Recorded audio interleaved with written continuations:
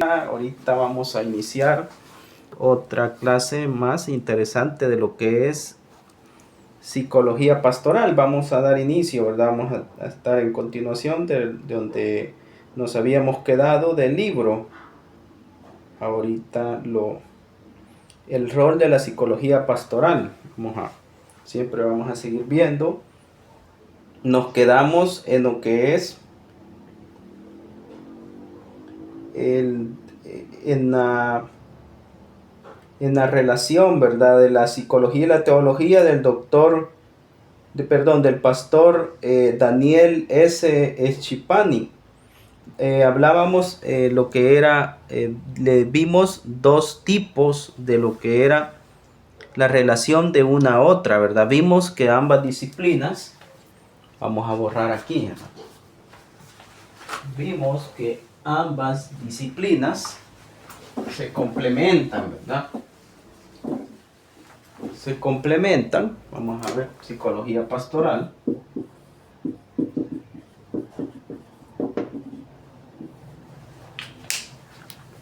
Ambas disciplinas son indispensables, lo dice en el primer concepto, para poder adquirir un conocimiento adecuado del ser humano. Cada una de ellas es suficiente por sí misma, pero sus saberes se complementan entre sí. También, ¿verdad?, cabe recalcar, recapitulando la clase anterior, que la psicología y la teología, ambas son complementarias, que estudian el ser humano. Ambas, ¿verdad? La psicología y lo que es la teología. Lo único que la perspectiva cambia. Esta es de la perspectiva científica. Y esta es de la perspectiva teológica. Cuando hablamos de teología, a la perspectiva teológica, hacemos alusión, ¿verdad?, cómo Dios ve al hombre, o cómo Dios ve al hombre. Y en esta perspectiva científica, cómo el hombre mira al hombre. Cómo el hombre mira al hombre.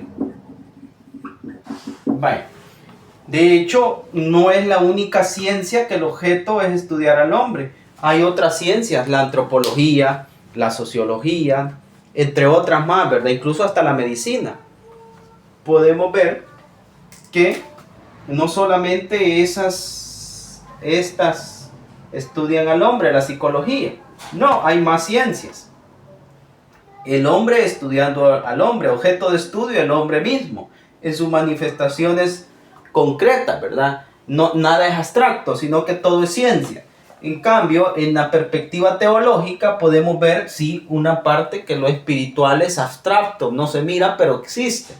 Entonces, en ese concepto que nos dan aquí, la perspectiva teológica es Dios, cómo ve al hombre, y cómo es la relación también de hombre con hombre.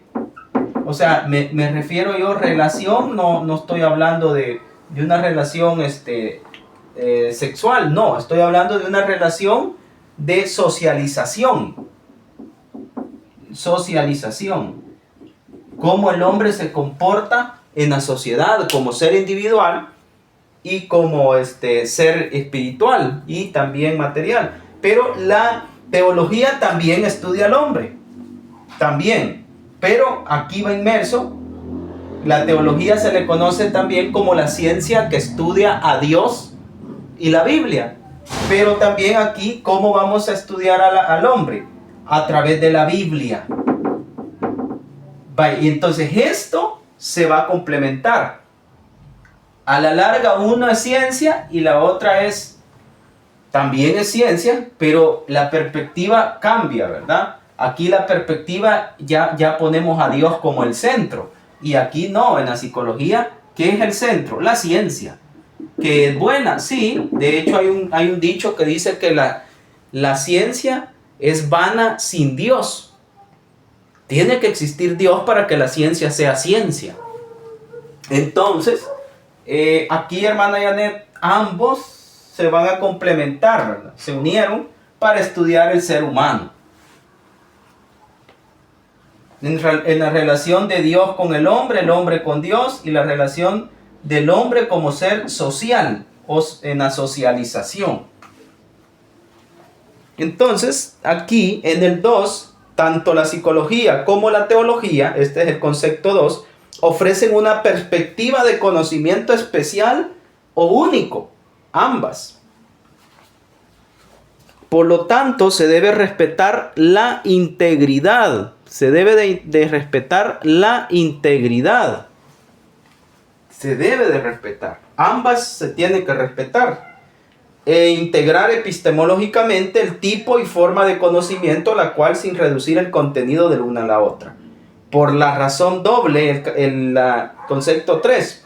Por la razón doble, antes mencionada, la relación psicología y teología es asimétrica. Es decir, que se entiende que la teología tiene prioridad lógica, conceptual sobre la psicología. Sobre la psicología. Entonces, ¿qué quiere decir eso? Quiere decir que hay una asimetría, pero a la vez la prioridad, se entiende que la teología tiene la prioridad lógica y conceptual sobre la psicología. Porque ¿cuál es más antigua, hermana Janet? ¿La psicología o la teología? La teología, ¿no? Exacto, la teología. De hecho, un autor le llama la reina de las ciencias. La reina de las ciencias. Entonces, ¿a qué quiero llegar, estimada hermana, en esta noche? Y a todos, ¿verdad? Los que van a ver el video. Que aquí la teología, vamos a abarcar más la perspectiva teológica sobre la psicológica. Vamos a respetar las leyes, los principios, los teóricos y todo lo que es la psicología, sí, porque nos vamos a auxiliar de ella. Pero va, sobre todas las cosas, va a ir Dios. Va a ir Dios. Por eso se llama psicología pastoral. Vámonos a la continuación del libro. Ya vimos el tercer concepto. Hoy vámonos a la teoría, a la clase de ahora. Eso era la recapitulación de la clase anterior. A retomar estos principios, compártalos hoy en día con la práctica pastoral. Considero que podemos definir el modelo de psicología pastoral que hoy en día se practica. Es únicamente acompañar en oración y seguir las instrucciones de un programa de consejería calcado con pasos determinados. ¿Qué proceso se va a tomar? Es un proceso de guianza. El pastor va a tomar la teología con la psicología, pero la psicología como un proceso de guianza. ¿De guianza en qué forma? Primeramente, oración. Segundo, o sea, lo espiritual sobre todas las cosas. O Dios sobre todas las cosas. Y segundo, vamos a guiar en consejería. Pero la consejería, ¿de a dónde la vamos a extraer? ¿Una consejería ambulatoria por la experiencia del pastor? No, va a ser, la mayoría lo hace así. Va a ser una consejería sistémica, científica.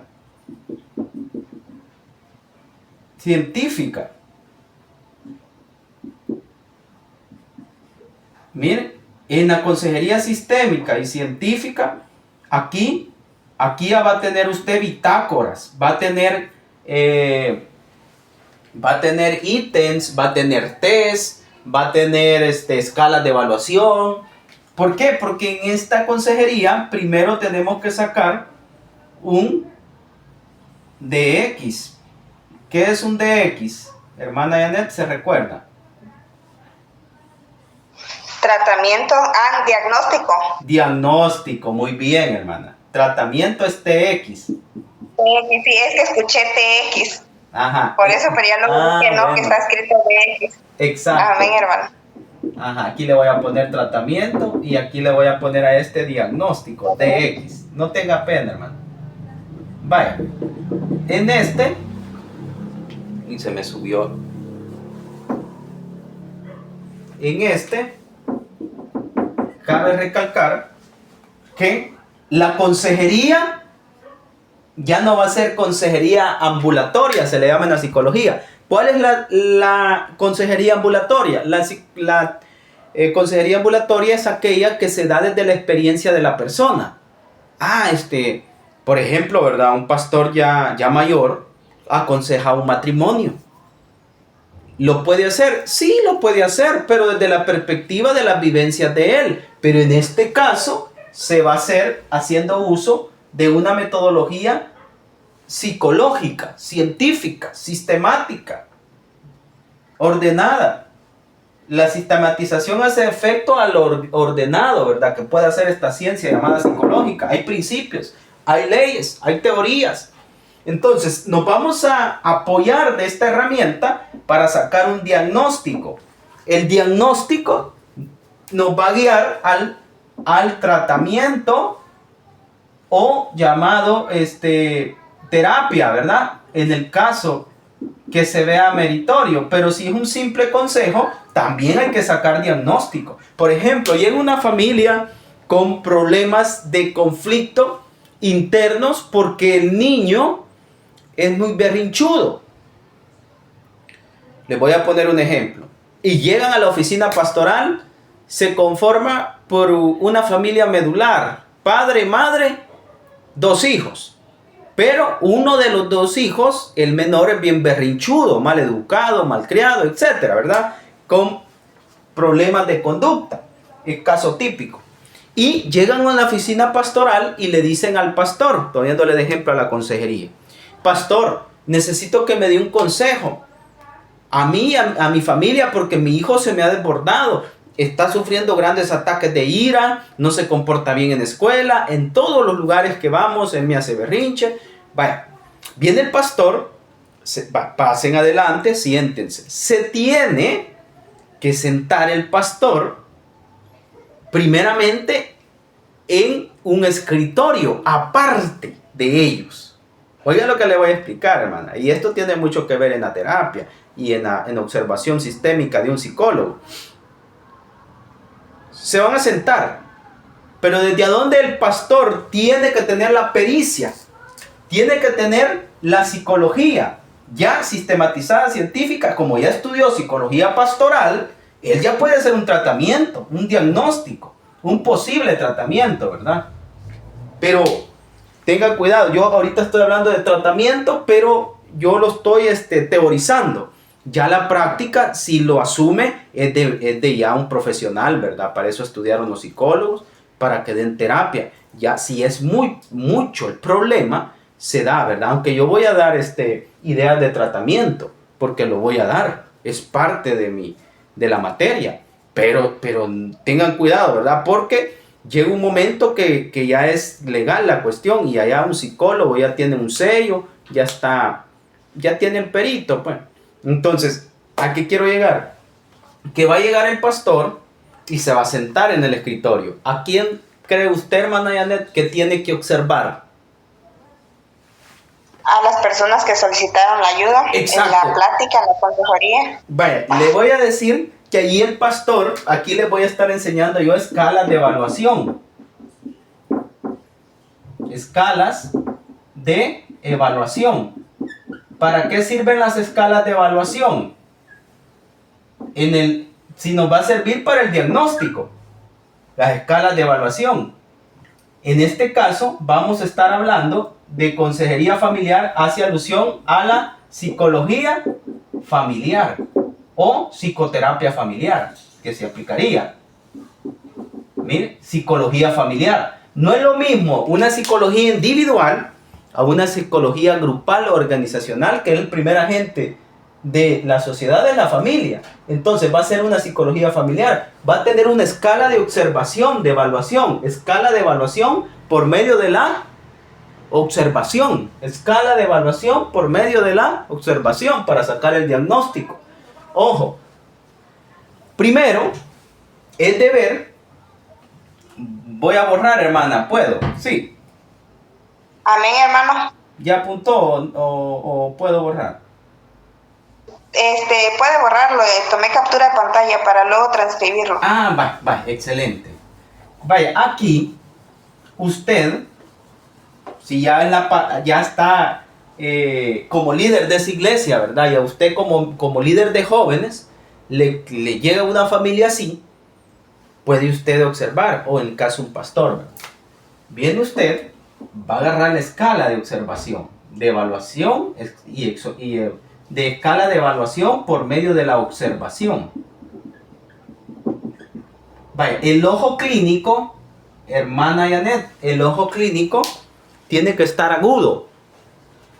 El ojo clínico Amén. tiene que estar agudo. ¿En qué forma? En que aquí usted va a observar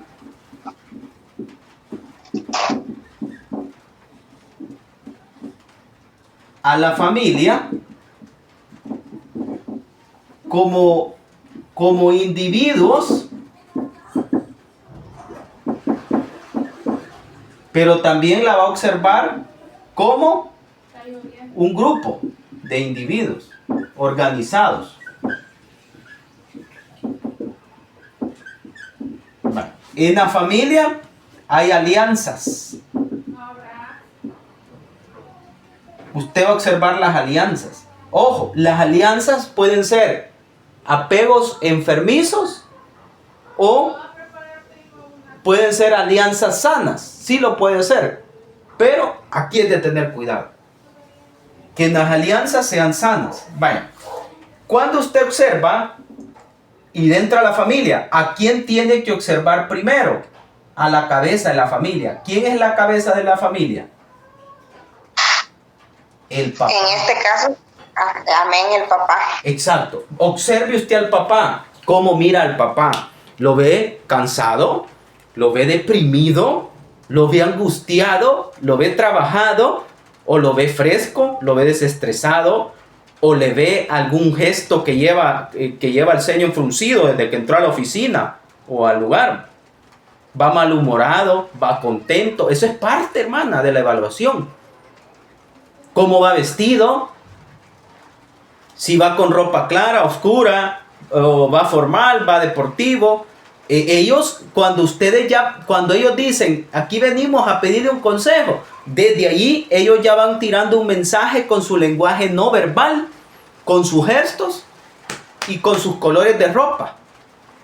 Lenguaje corporal sería, ¿no? Exacto, lenguaje corporal y psicología de la vestimenta o psicología de la ropa también. Ahí van los colores inmersos, de qué color de ropa van, etc. Y lenguaje no verbal. LNB, lenguaje no verbal, lo voy a abreviar. NNB, lenguaje no verbal. Entonces, viene usted, va a observar al papá. Luego, observa a la mamá. Si son dos hermanos, observe usted primeramente al hermano mayor. Ojo, deje por último al hermano menor. ¿Por qué se dejó por último al hermano menor? Se dejó por último porque es el problema, supuestamente. ¿Por qué? Porque el que requiere más atención de ellos tres es el paciente problema, pongámosle así, entre comillas. Ojo, entre comillas. ¿Por qué entre comillas? Porque el papá y la mamá y el hermano mayor pueden estar echando la culpa al menor, cuando el menor es un síntoma. Es un detonante de las malas relaciones de papá y mamá, o la mala relación de un hermano mayor con la mamá, o la mala relación del hermano mayor con el papá. Entonces, si este menor tiene 3, 4 años, y este tiene ya 8 o 10 años, este ya tiene desarrollada la conciencia, este aún no, es primitivo. ¿Qué quiere decir? Que el mayor puede decir que el papá y la mamá solo peleando pasan. En cambio, el menor, por ser muy primitivo, no tiene todavía la capacidad verbal. Hay muchos niños que a los 3 años no pueden hablar bien. No pueden coincidir bien razonamiento y juicio para poder decir, papá y mamá muchos pasan peleando y eso a mí no me molesta, me molesta. Ellos no son capaces. ¿Cómo ellos van a manifestar su disgusto? Portándose mal. Entonces es un síntoma. Es un síntoma. En la psicología se le conoce como paciente identificado. PI. ¿Cómo, hermana? Paciente identificado. Exacto, paciente identificado. Pero a mí me enseñaron que el paciente identificado no necesariamente es el paciente problema. No, ese es el paciente que denota el síntoma. Pero sucede, en este caso, es muy común que se llegue. Papá y mamá no sabemos si están en proceso de divorcio.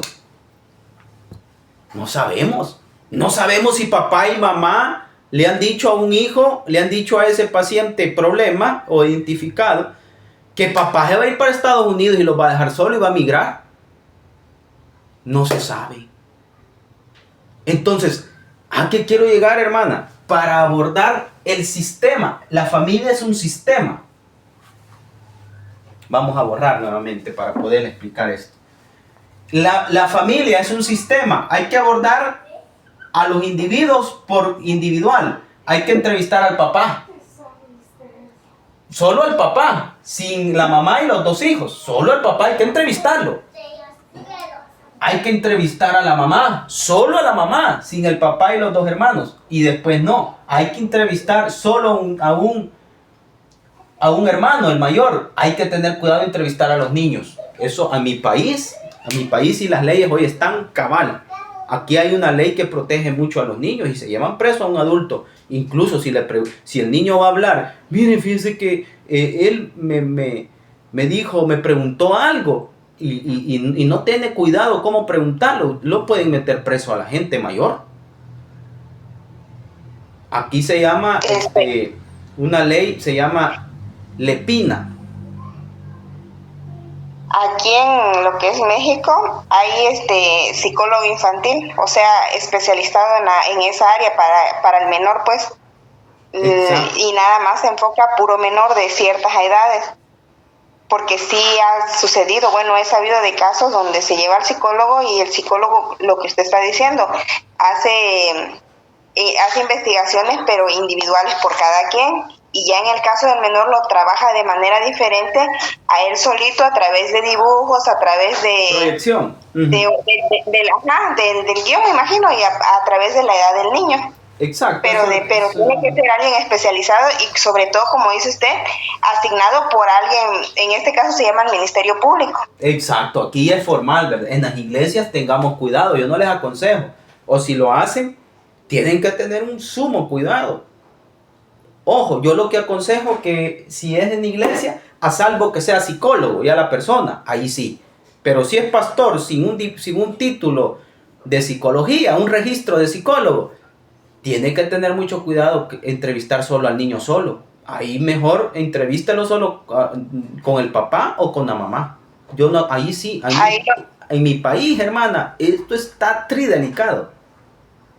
Este tema. De hecho, sí, donde quiera es lo mismo. Y de ahí lo que diría, como dice usted, pienso que lo más adecuado sería sugerirle al papá, ¿sabe qué? Aquí ya todos, y puede ser que sea el niño, pero le sugiero que ya vaya usted con alguien especializado, con quien tenga el título. Exacto, que ya tenga la oficialización. Amén. Exacto. Es el perito especializado, le llaman aquí en el país, el psicólogo.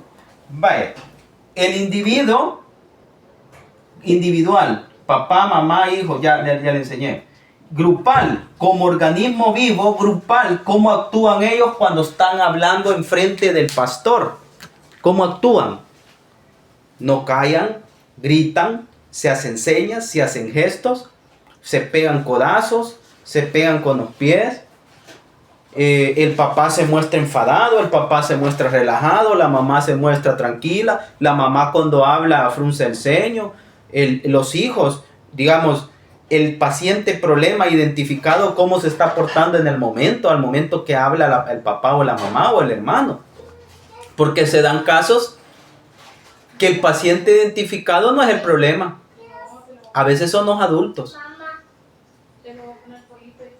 Incluso se ha dado casos, hermana, yo estuve en práctica, que el paciente identificado sabe que reclama y se hace problema, reclama atención. Amén, es algo común. Papá, mamá, como trabajan, salen a trabajar, se queda con el hermano mayor o con abuela. Pero este paciente menor necesita tener una cercanía con papá, mamá. Esto es clásico en los países como nosotros, ¿verdad? Los latinos, que incluso hasta migran papá y mamá y solo los dejan con las abuelas. Entonces, y los dejan menores. A veces se crían con las tías, tíos, abuelos, tatarabuelos, etcétera, primos, primas. Entonces, es de allí, hermana, que la familia se va a estudiar sistémica. Sistémica es todo el sistema, cultural, social, religioso, educativo, familiar, como organización. Pero también hay que ver las alianzas, qué tan buenas son. Porque cuando uno entra, una familia entra que son de 4, ¿quién se sienta a la par de quién? Ojo. Ah, ya vi yo. El papá se sentó solo y la mamá se sentó con los 2 hijos. ¿Qué sucede ahí? Nos están hablando. Amén. ¿Sabe qué nos están diciendo? Dígame, hermano. Bueno, yo como un problema entre pareja. Exacto, me están diciendo ellos con el lenguaje no verbal y la distancia corporal, porque en la psicología hasta eso tiene que ver, qué distancias se toman entre persona en persona. Entonces, ¿qué sucede? Ahí hay una alianza de mamá y 2 hijos. ¿Qué quiere decir eso? Que hay un problema con el papá y la mamá, que los 2 hijos apoyan más a la mamá que al papá. ¿Y cuál es el problema ahí? Puede ser el problema el papá. Se da caso muy común, estudiando y investigando el medio del sistema, cómo se mueven ellos, se da caso de que este papá pudo haber dejado hijos regados por otro lado y va a ver a los hijos de aquel hogar. Y eso genera conflicto en la mujer y genera conflicto en los hijos. Y ese hogar solo vive en guerra, conflicto, peleando. Mire Isaac y Rebeca. Ismael y Agar. Mire. Conflictos. Exacto. Ahí lo podemos ver bien palpable en la Biblia. Y hasta hoy en día los pobrecitos, los 2 hermanos, siguen peleando. A hoy misiles se tiran. Mire. Entonces aquí podemos ver, hermana, qué alianzas tienen. Si son buenas, hay alianzas buenas en familia y alianzas malas. Hay hijos que se unen con sus madres para conspirar contra sus padres. Qué tremendo. Entonces, realmente, aquí le voy a hacer otro esquema, hermana, para que me vaya. ¿Cómo se llama esto? Se llama psicología familiar.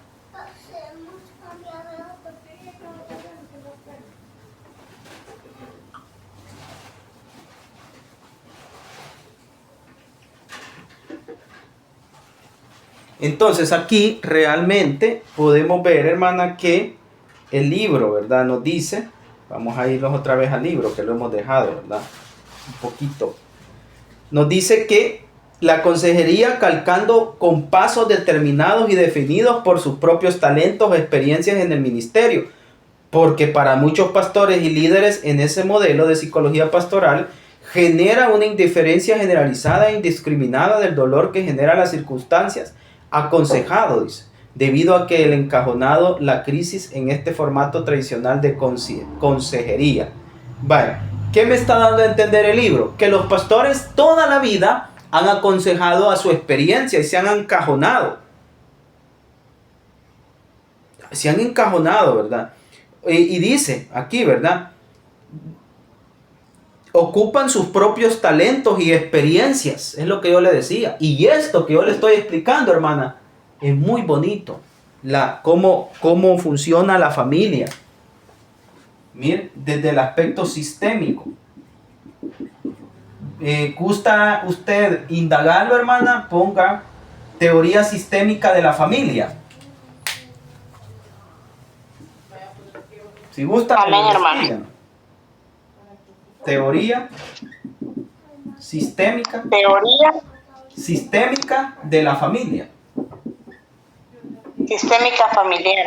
Ajá, familiar. O de la familia.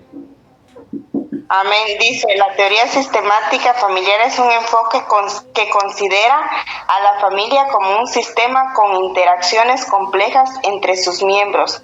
Esta teoría se basa en la idea de que los cambios en un miembro de la familia repercuten en el sistema y provocan cambios para mantener el equilibrio. Exacto. Le voy a poner un ejemplo. Me ve los 3 círculos con una chibolita en medio. Amén. Amén. Bye. Esta chibolita es el paciente identificado, el paciente problema. En el ejemplo que le acabo de poner, son 4 miembros. Le voy a poner P de papá, chibolita, P de mamá, y le voy a poner chibolita, hermano menor, y el otro hermano mayor. Vale. Aquí el paciente identificado le voy a poner así, paciente identificado, que es el niño problema, ¿verdad? Que está generando trastornos de conducta serios. Entonces, aquí podemos ver, hermano, que estos círculos representan la escuela. Estos círculos representan la escuela.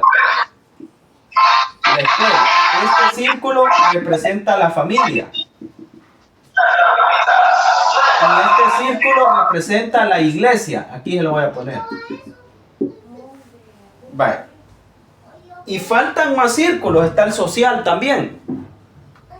Pero la iglesia es parte del círculo social y cultural. Vale. ¿Qué sucede? Esta es la familia. Está papá, mamá y hermano menor. Este es el paciente problema. ¿Qué va a pasar? Viene este niño, molesta a la mamá en berrinche.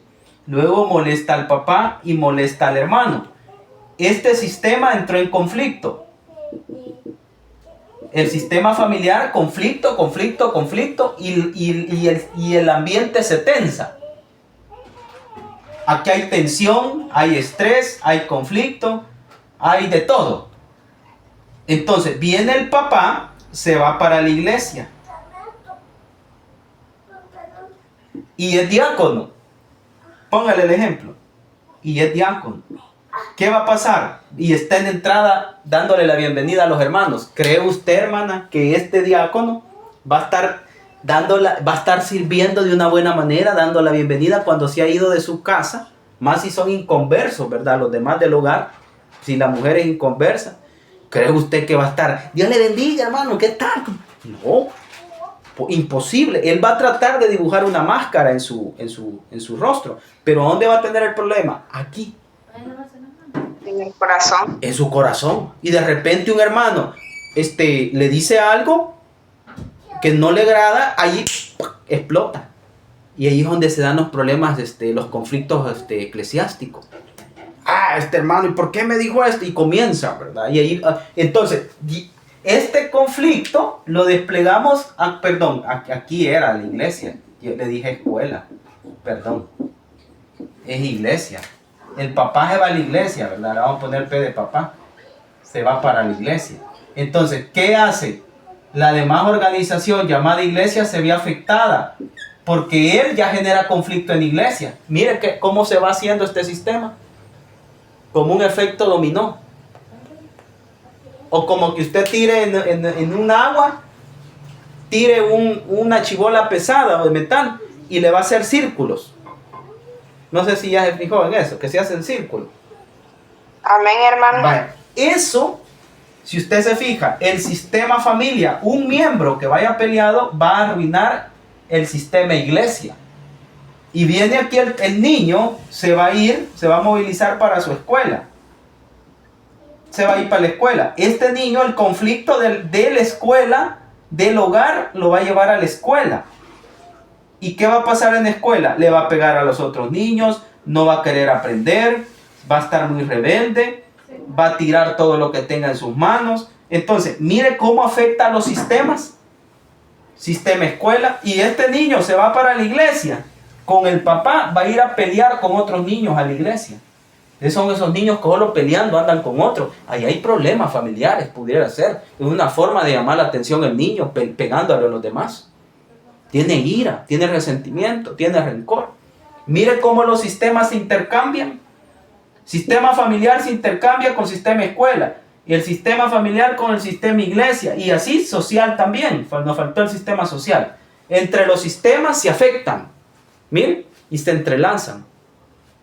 Por eso que yo no creo en los jefes que le dice a su empleado: si usted trae problemas de su casa, déjelos en la entrada de la puerta. De aquí para acá tiene que sonreírle a los clientes, tiene que, si trabaja más en almacén, ¿verdad? Atención al cliente. No, eso no tiene que ser así.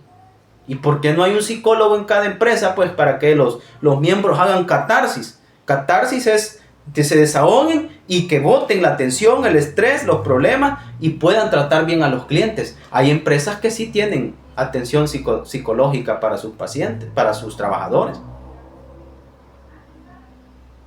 Entonces, hermana, mire aquí la importancia de la teoría esta, de la sistémica. ¿Cómo afecta? No sé si me doy a explicar, hermana. Amén, hermano. De hecho, algo muy interesante. El paciente identificado en estos tres grandes sistemas: escuela, familia e iglesia. Desde la teoría sistémica familiar. ¿Me podría volver a repetir lo que dijo? No lo escuché. Ajá. ¿Cómo me podría usted explicar esta teoría sistémica familiar desde el paciente identificado, cómo afecta en su relación familiar e iglesia y escuela? Porque donde quiera refleja el problema que ella trae de casa. Si va a la iglesia, lo refleja en la iglesia. Si va a la escuela, lo refleja en la escuela. Si va a alguna convivencia con niños o compañeros, también lo va a reflejar. Ahora es buscar la raíz del problema, ¿no? Exacto. La raíz del problema puede estar en papá, en mamá, y el niño solamente es un síntoma. Amén. Amén. Pero es bueno que salga ese síntoma, sí, para tratar la enfermedad. Es bueno. De hecho, la calentura es el primer síntoma de un niño cuando tiene infección, otras enfermedades virales o bacterianas. Entonces, si el cuerpo no avisa, ¿cómo sabemos que está en una infección? Ya sea estomacal, bronquial o no sé de qué otro tipo. Así es la mente. Así trabaja en los niños. Los niños, como no pueden expresar, ellos con trastornos de aprendizaje, de conducta, trastornos incluso hasta de los esfínteres, no pueden, se vuelven estíticos, no pueden hacer pupú. Encopresis se llama eso, no pueden. Y enuresis, si orinan de noche, ya pueden manejar el no poder hacer pipí, ¿verdad? Amén, hermano. O si no, reflejan en trastornos de sueño, tienen pesadillas, etcétera, ¿verdad? Entonces el niño, su trastorno conductual no solamente va a ser en la escuela, va a ser en la casa, va a ser en la iglesia, a donde quiera, mientras los padres no se sienten a hablar y a mediar, que no pasen solo peleando. Por eso que no es bueno usted y yo, ¿verdad? Que tenemos un hogar, y a los hermanos que nos van a estar viendo, no es bueno ponerse a pelear enfrente de los hijos. Yo eso sí trato, porque los hijos son como esponjas y rápido absorben. Entonces, la mejor forma, hermana, de resolver un conflicto matrimonial es de cuando se acuesten los niños, vámonos para la sala, vamos a hablar esto. ¿Qué me gusta, qué no me gusta, qué vamos a hacer, qué vamos a hacer, qué no vamos a hacer? Pero menos decirme y gritarme enfrente del niño, o niña, o adolescente, no sé, ¿verdad? En su caso. Entonces, es muy importante la trata de conflictos. ¿Cómo tratamos los conflictos? ¿Cómo solucionamos los conflictos? Entonces aquí el pastor normal, común, que no estudia esta gran materia muy hermosa, Él lo va a resolver, aquí dice el libro, desde su experiencia en el ministerio. Y es bueno, sí, les puede dar resultado, pero no como que a ellos se les agudizara el ojo clínico, mucho que mejor, ¿verdad? A través de esta materia. Y generalizando una indiferencia generalizada y indiscriminada del dolor que genera las circunstancias al aconsejado, debido a que encajona la crisis en este formato tradicional de consejería. Este formato tradicional de consejería no deja ver el sistema, como lo vimos aquí. Este solo se encajona en el momento. Le voy a dar un consejo. Y mire, alguien le da un consejo a la otra persona, pero no es la solución. Es de tratar el raíz del problema, la etiología, la causa. Porque por mucha consejería que reciban todas las semanas, pero si la causa del problema no es sanada, van a seguir el niño con trastornos conductuales. Desde mi perspectiva, la psicología pastoral va más allá, esto está en el libro, va más allá de las experiencias basadas en escuchar el problema o la crisis que los aconsejados están sufriendo. Es dar un par de consejos. Este modelo tradicional solo ofrece una solución de manera paliativa. Yo le daría, ¿verdad? Es como que alguien diga, tengo calentura, me voy a tomar un acetaminofén. Aquí, no sé si en México igual, ¿verdad? Acetaminofén se llama. Es bueno, yo lo conozco, ese es como para la gripa, creo. Pero para quitar síntomas y dolor de cabeza. Ajá. Sí, sí. Amén. Vale, entonces, pero el mal, si es infección, no se le va a quitar, hay que darle antibiótico. Entonces, ¿qué hacen los pastores cuando no tienen conocimiento profundo de estas teorías psicológicas? Lo que hacen es aconsejan, pero como que dan una pastillita para los síntomas, pero la causa sigue. Entonces, ¿qué dice aquí el libro? Que es paliativo, es para el momento, errónea e inaceptable, sin interés de profundizar en el contexto. ¿En qué contexto abunda esta teoría sistémica?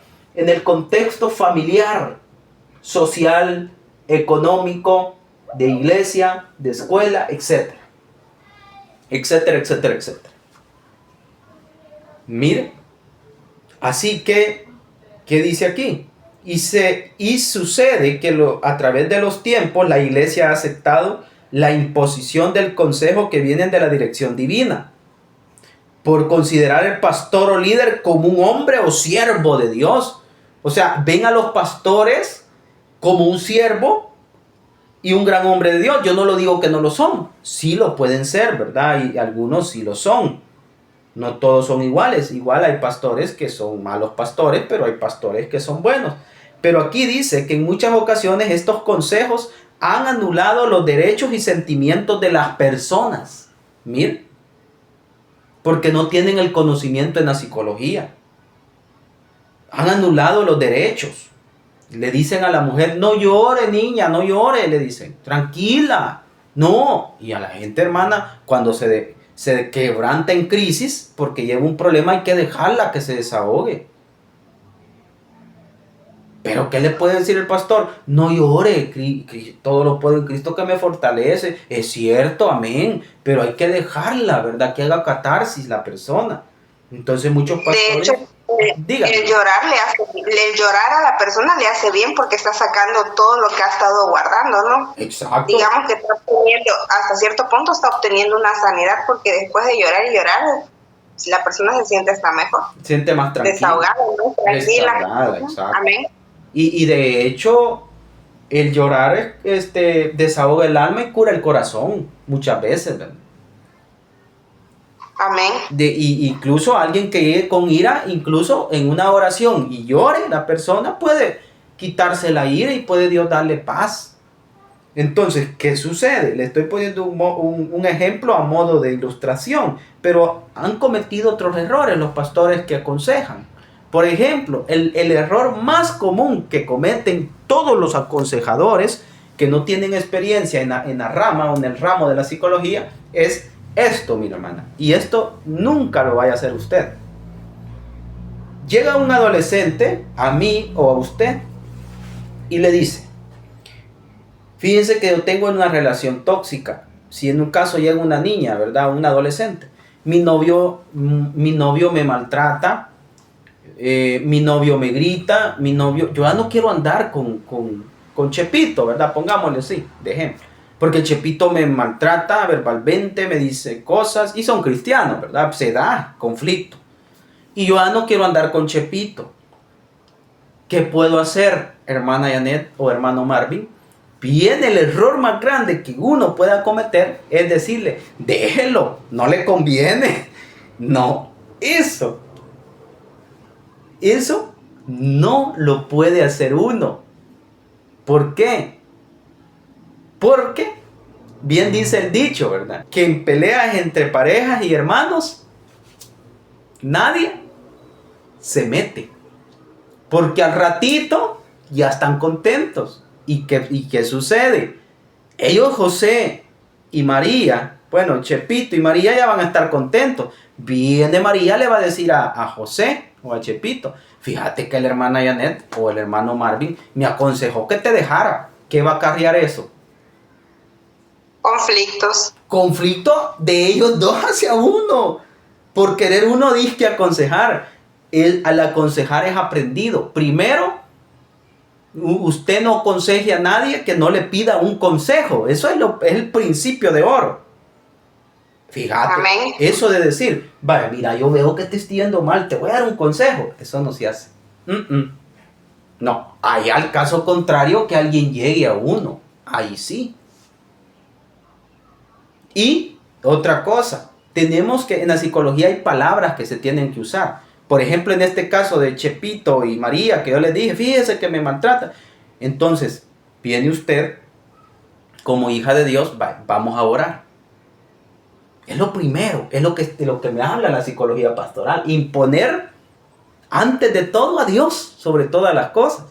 Vamos a orar, siéntense, vamos a orar. Oren, amado Padre Celestial, y comienzan a orar. Una oración rápida, puede ser. Depende cómo usted ve amena la oración. Puede ser rápida. Vale, después de orar, dígame, deje el que le cuente hasta lo último. Nunca se tiene que hacer en una consejería uno meterse.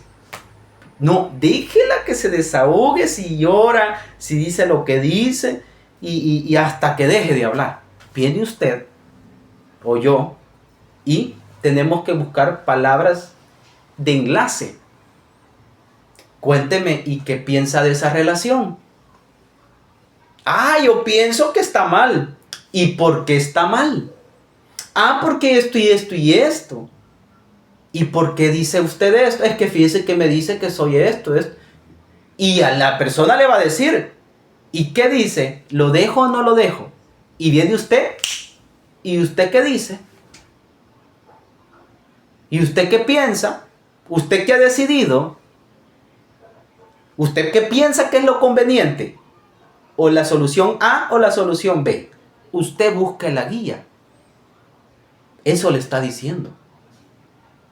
Entonces, ¿qué se hace? Se confronta y se ocupa una retórica como, mire, hermana Janet, y para todos, ¿qué hacemos nosotros como consejeros?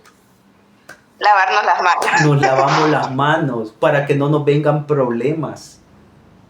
Y eso le enseñan a uno en la psicología, en la clínica. Tenga cuidado con lo que dice.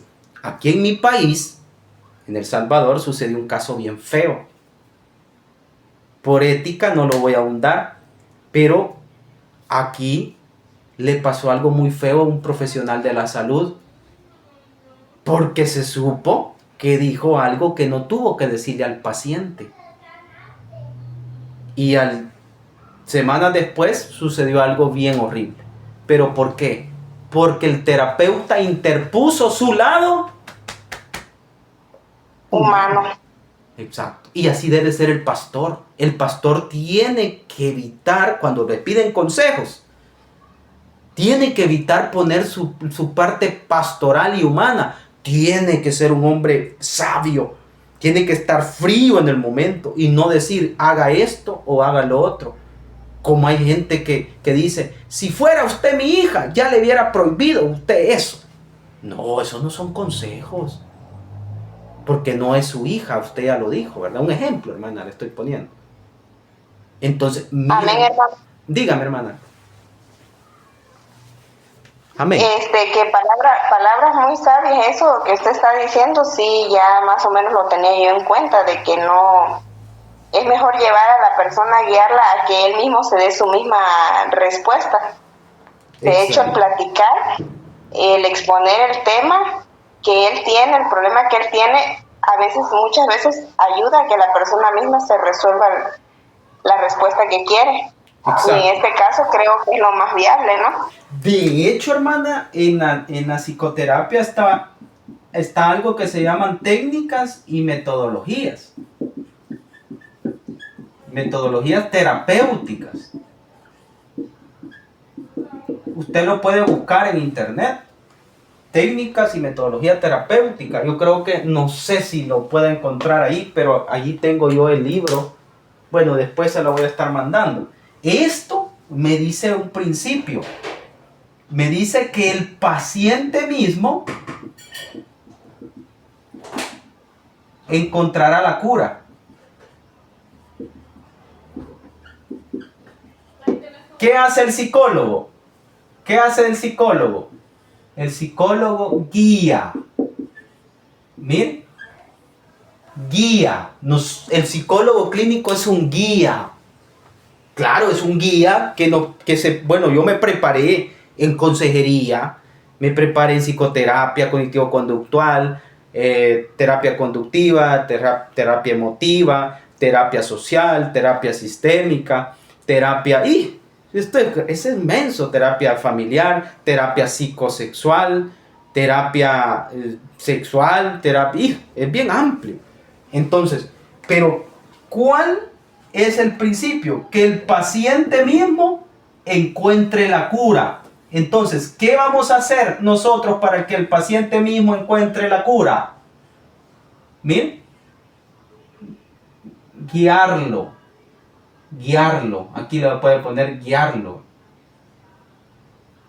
Lo vamos a guiar para que él busque la técnica que a él más le convenga. Cuando uno va a dar terapia, uno le dice a sus pacientes, ¿qué terapia quiere usted practicar? Le doy 3 opciones: emotiva, psicoanalítica o conductivo-conductual. ¿Cuál usted desea? Yo deseo este o esta. Entonces, viene usted o yo, ya le damos, ¿verdad? Porque hay médicos, hermana, que son bien éticos. Le preguntan a uno y no es alérgico a tal cosa. Así le dijo yo esta medicina a los médicos, ya han escuchado ustedes. Amén, hermano. Sí. La mayoría. Igual es esto. También. Entonces, ¿qué le vamos a decir al paciente? Yo lo voy a guiar. Con eso yo le estoy diciendo, en la terapia yo lo voy a guiar. Depende si es conflicto, si es complejo, si es parafilia, si es un problema de identidad, si es un problema social, si es un problema de trauma, si es violación, si es maltrato físico, depende de la etiología de la causa, así lo vamos a guiar con las diferentes técnicas y metodologías terapéuticas, pero que el paciente encuentre la cura. Le vamos a abrir el sendero de la sanidad, pero conforme la guía del especialista. Y el psicólogo no tiene que interponer sus sentimientos, no tiene que interponer sus emociones, incluso el psicólogo no tiene que decir, de veras, no. Por ejemplo, hay cosas que le cuentan los pacientes, cosas pero bien delicadas e íntimas. Y el psicólogo tiene que ser frío. A veces tiene que sonreír. Pero tiene que tener un control, ¿verdad? Así tienen que ser los pastores.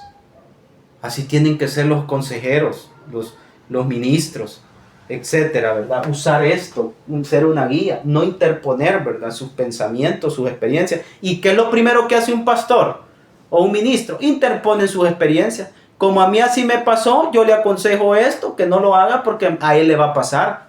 No es así. no son así las cosas, ¿verdad? Él es otro caso y usted fue otro, o viceversa, ¿verdad?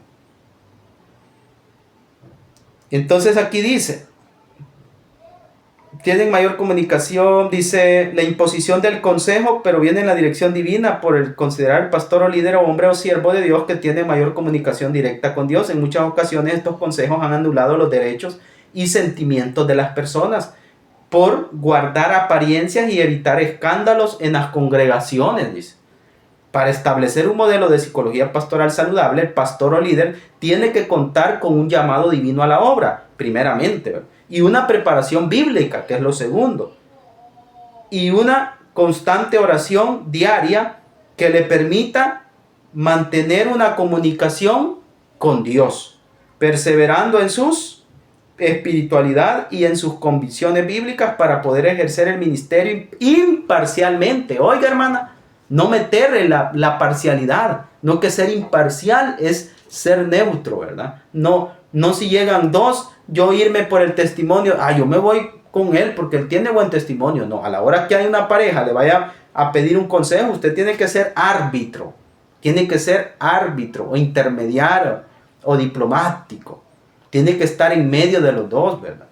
Es muy serio eso, hermana, ser consejero matrimonial. Es muy serio. Para ejercer el ministerio imparcialmente y poder cumplir con los requisitos demandados por Dios y la iglesia.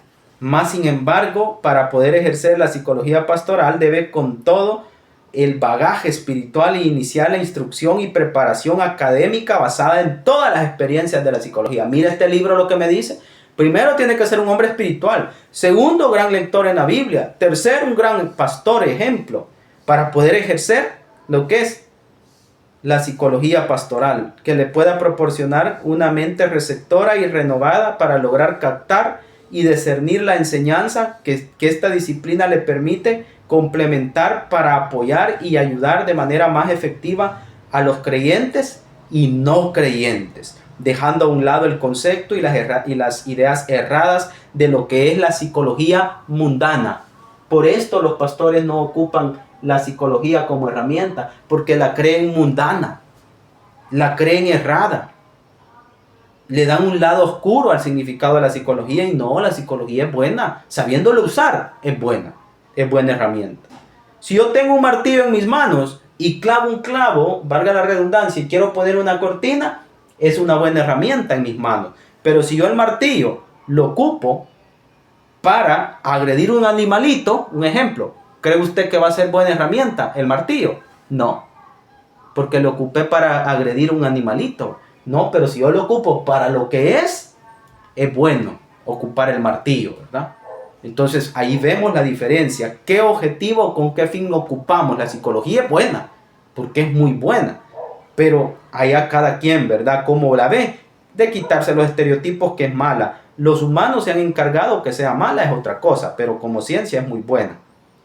En la cual atenta contra la fe. La psicología no atenta contra la fe, para nada, ni la contradice. Al contrario, Sigmund Freud, Carl Jung y otros psicólogos tomaron a bien estudiar la religión, cómo influye en el hombre.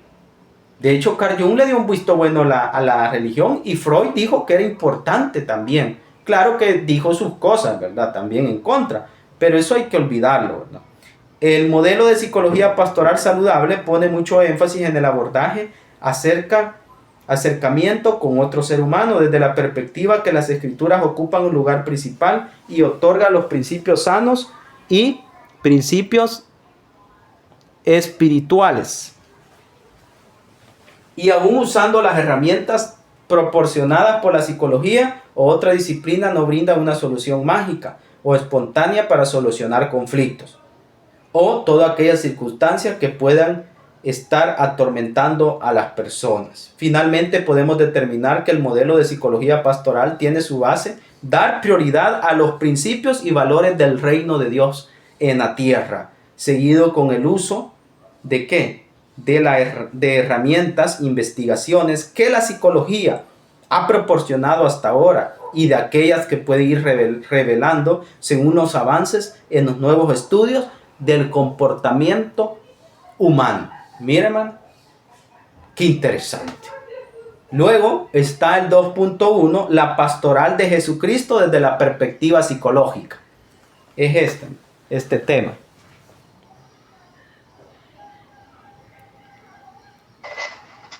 2.1. Ajá, exacto. Amén. Ahí nos vamos a quedar, hermana. Ahorita se cumplió 1 hora, ¿verdad?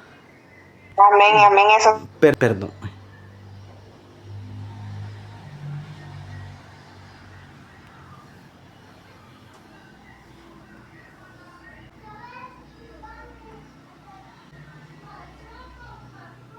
Perdón, hermana, por